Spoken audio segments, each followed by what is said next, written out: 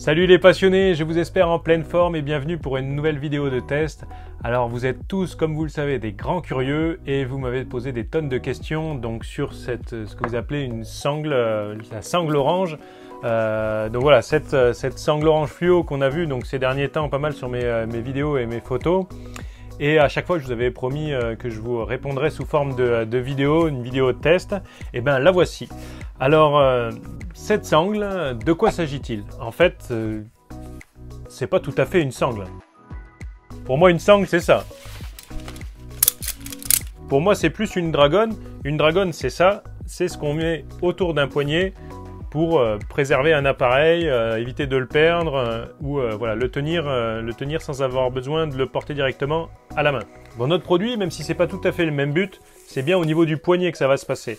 C'est pour ça qu'on l'appelle Dragon. Ça va être la dragonne de chasse SH2 et dans les différents pays, c'est appelé Soenhammer ou Borehammer, ce qui veut dire littéralement marteau à sanglier. Donc je suis pas spécialement fan de la traduction brute, donc on continuera à l'appeler dragonne de chasse SH2. Mais où est-ce que je suis allé chercher ça?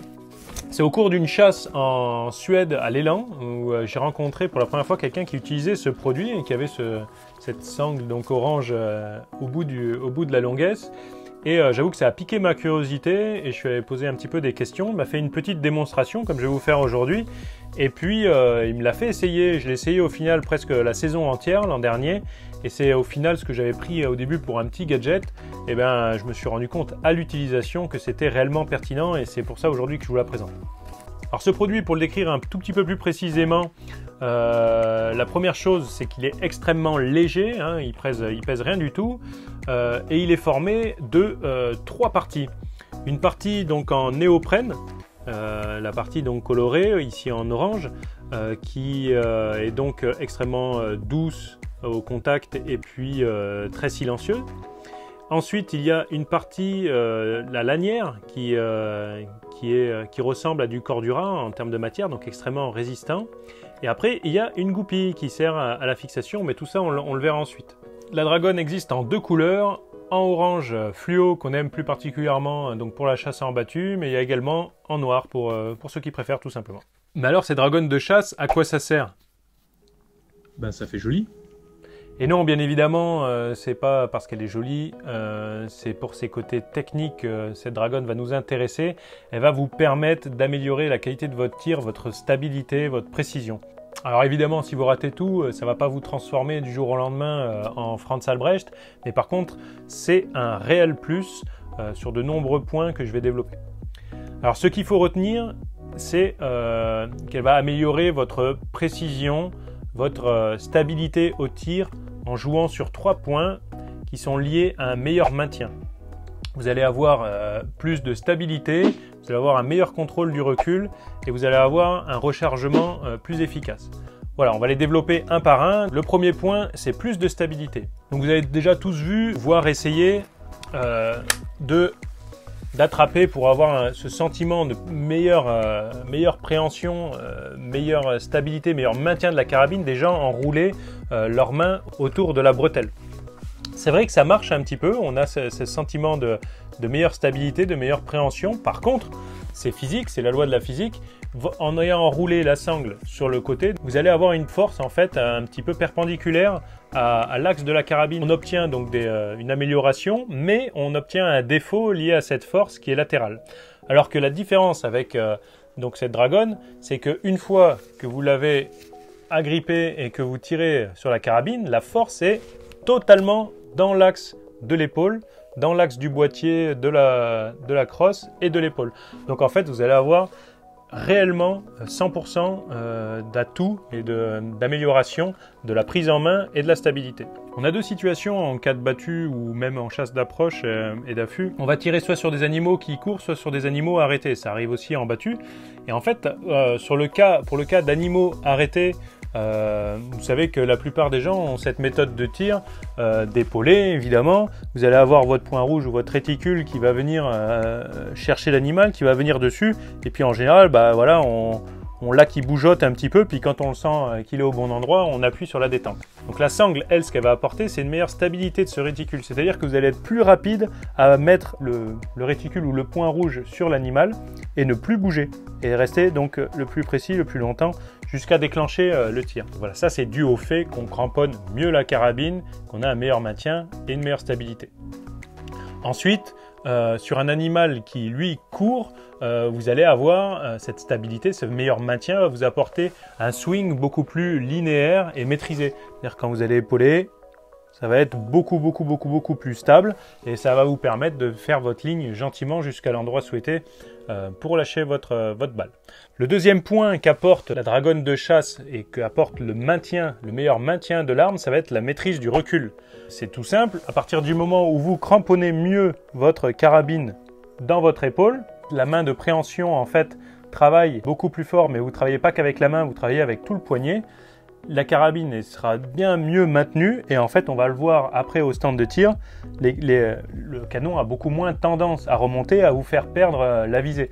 Donc ça c'est un des points très importants, c'est cette meilleure stabilité au moment du tir également. Donc voilà, ça on va aller regarder au stand de tir chez mon armurier Dimitri Compas pour vérifier un petit peu l'influence de la dragonne sur le tir. Vous verrez que j'ai un petit peu plus de cheveux, mais c'est parti, on y va.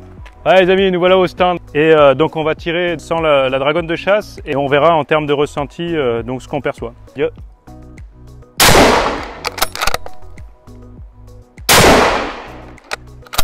Voilà, j'y vais doucement, ça sert à rien de s'énerver.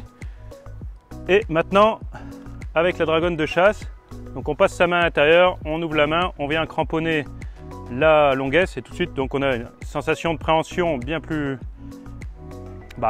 au contact, quoi, bien plus ferme. Et c'est parti. Allez.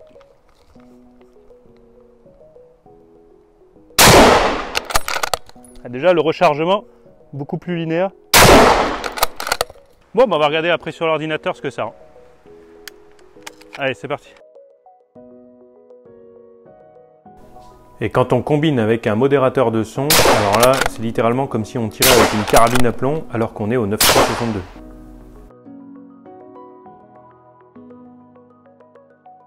Et en plus, comme on peut le voir, les résultats sont plutôt bons.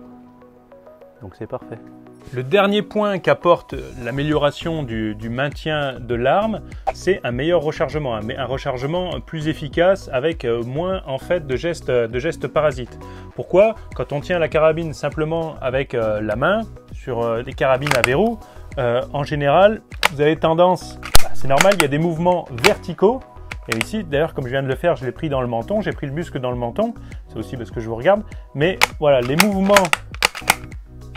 Bon, je la relâche un petit peu volontairement, mais vous voyez que la carabine instinctivement a tendance à bouger un petit peu, à pivoter, ce qui n'est pas agréable, et ce qui provoque aussi la sortie de la visée de votre organe de visée, donc de la lunette ou du point rouge. Une fois qu'on a donc la meilleure préhension avec la dragonne de chasse, vous allez voir que de toute façon la carabine tient toute seule, la force de votre bras, c'est tout votre bras, votre main et le poignet qui maintient la carabine dans l'axe, et là, il n'y a absolument plus de mouvement de la carabine, il n'y a plus de gestes anarchiques.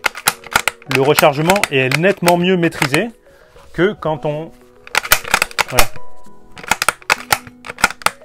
n'a pas la dragonne.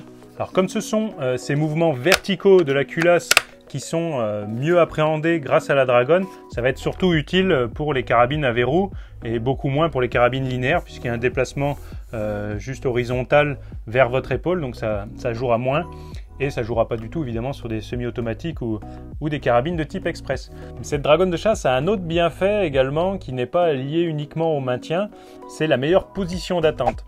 Alors à la base c'est pas du tout vendu pour ça, mais c'est tellement important pour moi parce que vous savez tous que en battu il y a une part de réussite qui est liée aux capacités du tireur, à l'entraînement et donc à la maîtrise et à la qualité de son matériel.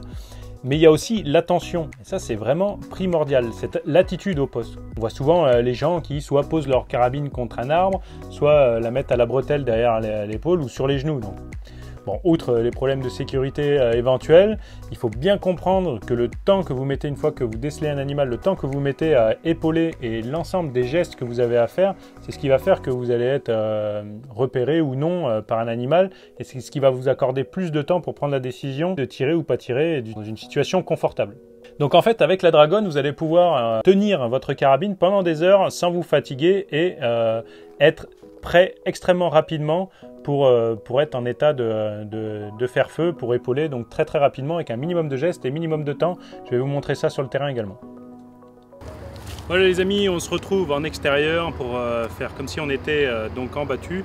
Et je voulais vous montrer donc la position de repos qui est intéressante à plusieurs titres, puisqu'elle vous évite donc d'avoir à faire, comme je l'ai simulé tout à l'heure, si vous l'avez à la bretelle, sur les genoux, posé contre un arbre, déjà par rapport à la sécurité, puis en plus avoir une somme de gestes à faire et du temps à perdre quand vous avez du temps perdu quand le gibier vous arrive dessus.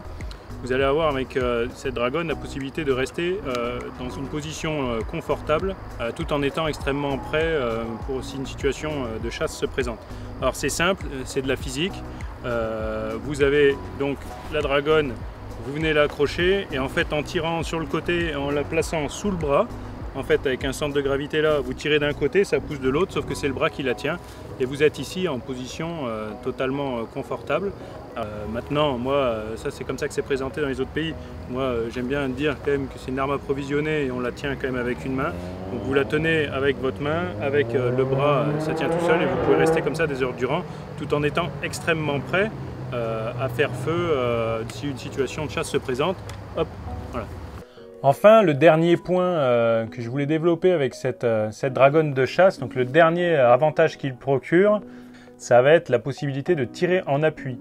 Donc, que ce soit encore une fois en battu ou à l'affût, beaucoup ont déjà essayé de s'appuyer sur un arbre, sur un montant du Mirador pour essayer d'avoir une meilleure stabilité, voire même sur une canne de pirche. Et le risque, notamment sur les arbres et les montants de Mirador, c'est d'abîmer un petit peu sa carabine. Vous allez voir qu'il y a plusieurs méthodes grâce à la Dragon qui vont vous permettre d'avoir les avantages de la stabilité apportés par un élément stable dans la nature, l'arbre ou le Mirador, et tout en évitant ces inconvénients d'éventuellement abîmer la carabine et qui vous apporter encore une stabilité supplémentaire parce que vous ne tiendrez pas directement l'arme avec votre bras qui est susceptible de bouger, qui bouge avec votre respiration, qui bouge en même temps que vous. Vous êtes un arbre, vous êtes le Mirador. Je vais vous montrer ça également. Pour le tir en appui, vous allez voir à quel point c'est efficace. Alors ça, j'y mets un point d'or particulièrement important parce que c'est absolument génial. La plupart du temps, c'est des animaux qui courent. Donc en fait, vous êtes en position de tir et là, il vaut mieux bien tenir sa carabine habituellement avec la Dragon et hop, et puis vous faites votre swing, vous bougez. Par contre, si vous avez un animal qui se défile ou un animal que vous souhaitez identifier, jouer avec la lunette, etc., et que vous avez besoin d'une certaine stabilité, cette solution que ça vous apporte va être énorme. Vous êtes en situation de tir, vous voulez vous appliquer sur un animal qui arrive un peu plus loin ou tout doucement, ben c'est simple, au lieu de tenir la carabine, vous tenez l'arbre. Vous tenez l'arbre, une branche, n'importe quoi, vous verrez que ça marche avec tout. Et hop, et vous venez placer la longuesse derrière la main, sur le poignet. Et là, je vous garantis que vous avez une stabilité qui est impressionnante. Vous pouvez juste pas bouger. C'est une brique, ça bouge pas. La preuve en est, c'est que vous n'êtes même pas obligé de la tenir, la carabine. Regardez, elle tient toute seule. Elle est très stable si je bouge pas. Et j'ai pas besoin de ma main droite, même si bien évidemment, elle restera dessus. Mais c'est pour vous montrer à quel point la carabine tient par les lois de la physique, tient toute seule. Et en fait, avec votre épaule, vous venez appuyer contre et ça vous assure une stabilité qui est vraiment... c'est mieux qu'avec un stable stick en fait. Et enfin, ça marche évidemment du côté gauche, mais ça marche du côté droit avec une technique un tout petit peu différente, parce que vous ne pouvez plus attraper la branche. Donc là, c'est simple, c'est vous attrapez l'arbre ou votre branche, et vous venez pousser encore un peu plus. Et là, vous êtes en tension, pareil, encore une fois, vous n'avez plus besoin, entre guillemets, de tenir l'arme. L'arme tient toute seule, mais vous avez une stabilité incroyable. L'arme ne bouge plus. Et ici, c'est donc la longuesse vient s'appuyer contre la sangle et non contre l'arbre. Et au moment du tir, il n'y aura pas de risque qu'elle vienne s'abîmer. La Dragon est comprise entre la longuesse et l'arbre, donc c'est elle qui prendra au moment du recul. Avec le doigt dessous, sans le doigt dessous si jamais vous tenez l'arbre. Et enfin, de l'autre côté, c'est comme ça. Et donc là, vous tenez l'arme et la carabine est appuyée sur le dos de votre main, encore une fois comme ça. C'est extrêmement efficace et c'est bluffant quand vous l'utilisez, ça mériterait d'être connu depuis plus longtemps. Enfin, un dernier point, comment la Dragon se fixe sur la carabine. Et là, vous allez voir qu'il n'y a rien de plus simple et de plus rapide. C'est transposable à l'ensemble des carabines puisque c'est en fait par le système donc, de goupilles qui vous permettent normalement de passer la bretelle que vous allez passer pour fixer votre Dragon de chasse. Donc en fait ici moi j'ai conservé avec la bretelle, mais c'est quand même pas ce que je préfère hein, puisque bon voilà, ça a tendance à balloter, même si vous avez voilà, quand vous épaulez, d'avoir la bretelle qui se trimballe de gauche à droite, et pour des raisons de sécurité, c'est même interdit dans certains départements, c'est pas forcément souhaitable. Donc après, il y a tous des systèmes, vous pouvez le faire avec des attaches rapides, comme sur Sawyer, voilà, ça s'enlève très rapidement. Moi, c'est comme ça que je fonctionnerais, parce que c'est quand même agréable d'avoir la bretelle pour aller au poste, mais de l'enlever ensuite. Pour vous montrer réellement comment ça marche pour la fixer, je vais enlever donc la bretelle, et je vais faire à vide donc, sur une autre grenadière. Hop.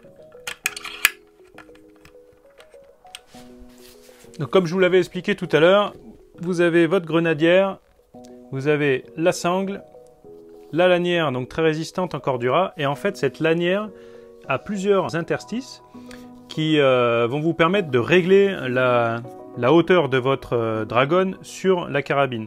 Sachant bien entendu qu'on a tous plus ou moins des préférences. Certains aiment tenir leur longuesse loin, avec la main loin sur la longuesse. Et d'autres l'aiment beaucoup plus près du chargeur ou du pontet. Très facile, on rentre la lanière dans la grenadière, vous prenez la goupille, vous rentrez dans l'interstice qui correspond à votre longueur, on referme la goupille et on rentre la lanière à l'intérieur, c'est fini, c'est ferme. La Dragon est montée et vous êtes prêts à aller à la chasse. Voilà les amis, je pense qu'on a fait le tour donc, de toute la plus-value et de tous les arguments de cette Dragon de chasse et ce qu'elle apporte à votre attitude et à la qualité de votre tir. Maintenant, il faut parler du prix. Alors, il faut savoir que la Dragon de chasse est vendue en exclusivité en France sur le site de rêvedechasse.com au prix de 42 €. Et donc cette Dragon était vendue auparavant en Allemagne au prix de 40 €, mais par contre il y avait des frais de port qui étaient supérieurs à 10 €, et donc je me suis arrangé avec le fabricant pour pouvoir vous en faire bénéficier avec les frais de port à un tarif moins important que celui que vous auriez pu trouver jusque-là. Voilà, donc je vous mets le lien dans la description si ça vous intéresse. Commandez le orange ou le noir, j'ai les deux en stock. Voilà, n'hésitez pas, si vous avez d'autres questions, vous me les posez dans les commentaires. Et j'y répondrai avec beaucoup de plaisir. Je vous dis à bientôt pour un prochain test. Salut les passionnés! Après YouTube, Facebook, Instagram et Rêve de chasse, l'aventure continue désormais avec Emotivee, la plus grande bibliothèque au monde pour ce qui est du film de pêche, chasse, tir en streaming. C'est la nouvelle plateforme à suivre pour tous les passionnés. Vous y retrouverez bien entendu des milliers d'heures de films dont l'exclusivité de tous les Whiteboard Fever. Et aussi, c'est la grande nouveauté, une nouvelle série sur mes aventures à la chasse. Tout ça, c'est grâce à vous, alors je vous laisse en description des codes de réduction pour vous y abonner et vous ne serez pas déçus. À très vite!